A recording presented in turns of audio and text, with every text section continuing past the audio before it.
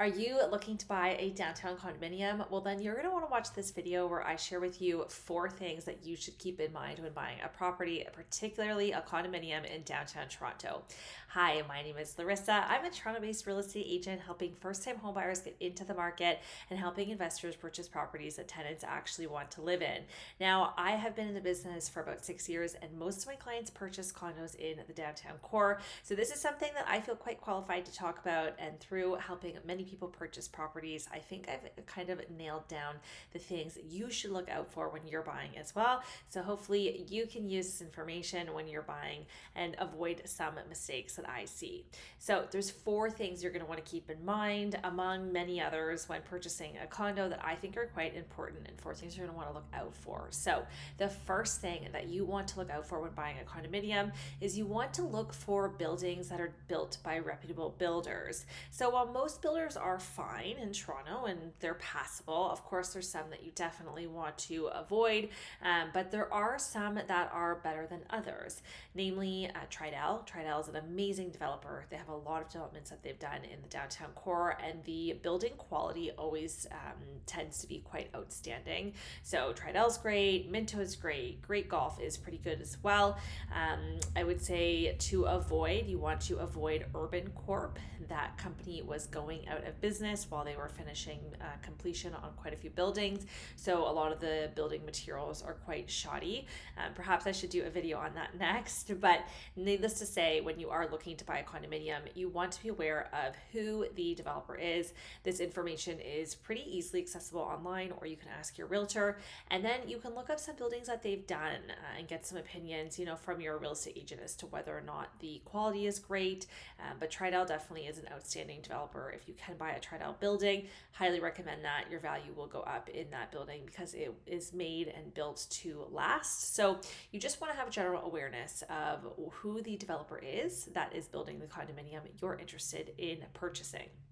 The second thing that you're going to want to be aware of is the number of renters in a building versus owners. So the rent to own ratio is what we call it.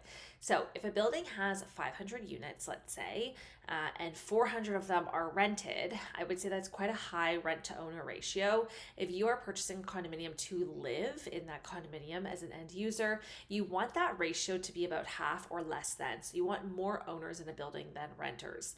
No offense to renters. I have a wonderful array and assortment of tenant clients of my own who are wonderful people, and I was a renter as well at one point.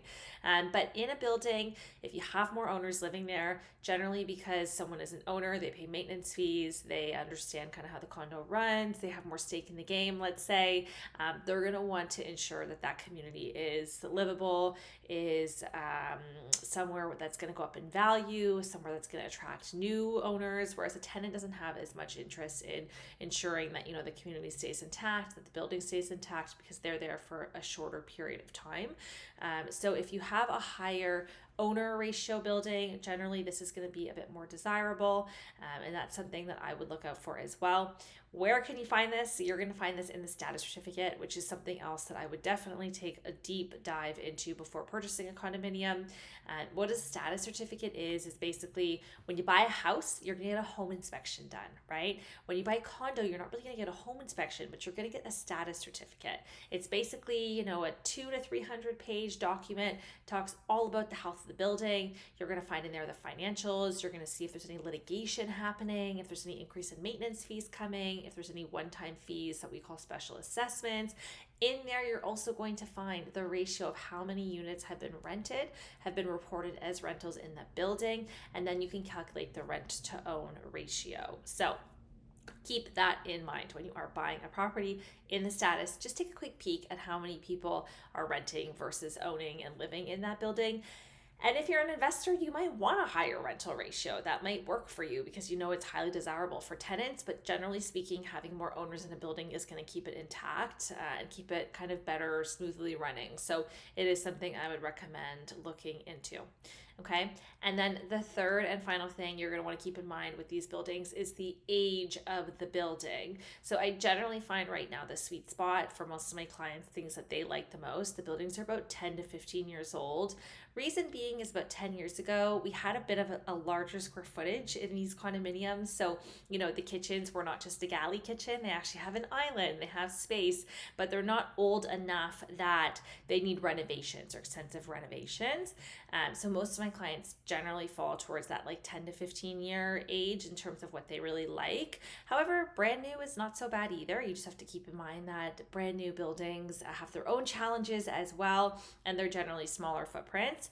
The one thing I'd say though with age is you definitely want to know if a building is about 30 years. That's generally when they start needing larger repairs. So things like the windows, which can be quite expensive and can be done using special assessments, which is a one-time fee to all condo owners, because the reserve fund doesn't always have enough money to fund this. So if you are going to buy a condominium that is approaching 30 years, that's when you're going to see more of that large sort of repair work being done, which can sometimes lead to more money. Sometimes the reserve fund has enough, but sometimes it doesn't. So just be wary if you are purchasing something that is over that like 25-year mark. Just be really mindful in the status to make sure that there are any repairs upcoming. If it's already been discussed, if it's already been done, that's even better.